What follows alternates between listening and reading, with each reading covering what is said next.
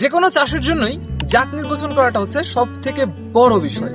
কারণ আপনি যদি নর্মাল এমনি হচ্ছে ন্যাচারাল যে গুলো আছে, ধরেন আমরা মানে সহজে দেশীয় বলি, হ্যাঁ, এই জিনিসগুলো যদি চাষ করি তাহলে কিন্তু ভালো একটা রেজাল্ট পাওয়া যায় না। দেখেন, দেশীয় জিনিস যেটা যেটা আমরা বলি দেশীয়, সেটার সাথেই কিন্তু সেটার মানে মানটা আটকে রয়েছে। কারণ দেশীয় যে পণ্যটা সেটা কিন্তু সচরাচর সব থেকে বেশি উৎপাদিত হয়, এবং সেই মানে ফল হোক বা শাকসবজি হোক, সেটার দামও কিন্তু খুব কম থাকে। তাই আমাদের জাত নির্বাচন করা এবং সেই জাত ভালো হতে হবে, এবং সেই জাতের ফলগুলো খুব দ্রুত আসতে হবে, বড় হতে হবে, এবং কালারটাও সুন্দর থাকতে হবে। এজন্য আমাদের ড্রাগন ফলেও কিন্তু বড় একটা বিষয় হচ্ছে জাত নির্বাচন করা।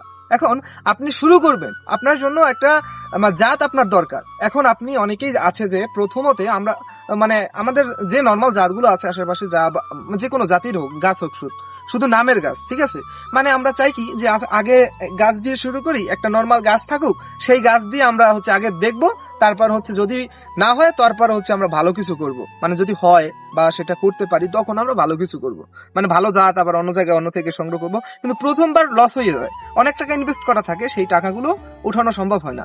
মানে ওই যে জাত নর্মাল ছিল, তো আমাদের আমরা এই বাগানে যে কি জাতের ড্রাগন ফল নিয়ে এলাম বা চাষ করলাম সেটা সম্পর্কে একটু জানাবো, এবং আপনার কোন জাতটা সব থেকে ভালো, কোন জাতটা সব থেকে বেশি চাষ হয়, সেই জিনিসগুলো চলেন একটু আপনাদের জানাই।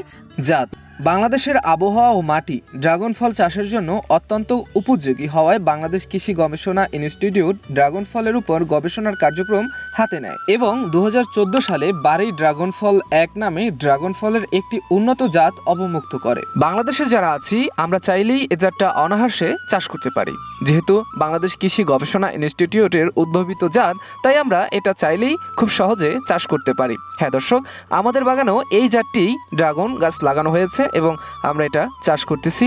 এটা থেকে আপনাদের ভালো রেজাল্ট সম্পর্কে অনেক ভিডিও আমরা দিয়েছি।